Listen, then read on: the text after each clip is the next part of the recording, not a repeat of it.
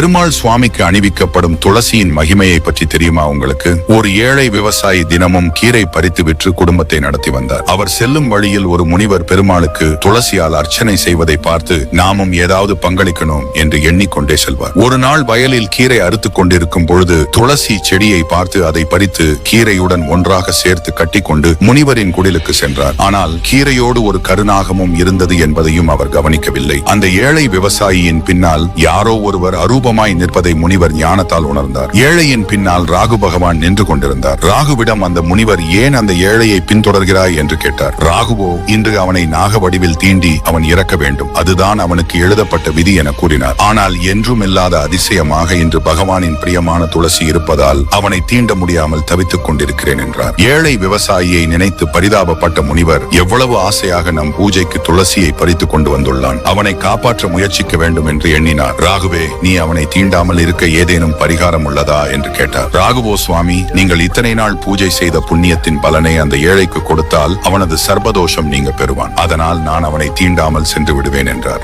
தன் பல வருட பூஜையின் புண்ணியத்தை அந்த ஏழைக்கு தானமாக கொடுத்தார். அது கிடைத்ததும் ராகு பகவான் மகிழ்ந்து மறைந்து விட்டார். கருநாகமும் மறைந்தது. முனிவர் அந்த ஏழை விவசாயியிடம் இனி தினமும் துளசி பறித்துக் கொண்டு வர வேண்டும் என்றார். பெருமாளுக்காக செய்த இந்த சிறிய சேவை தன்னை ஒரு பெரிய ஆபத்திலிருந்து காப்பாற்றியதை நினைத்து மகிழ்ந்தார் ஏழை விவசாயி. ஒரு சிறிய துளசி கூட பகவானின் அருளால் உயிரை காக்கும் என்பதற்கு இது ஒரு எடுத்துக்காட்டு. நண்பர்களே, உங்கள் வீட்டில் துளசி செடி இருக்கா? கமெண்ட் பண்ணுங்கள். மறந்து விடாமல் சப்ஸ்கிரைப் பண்ணுங்க.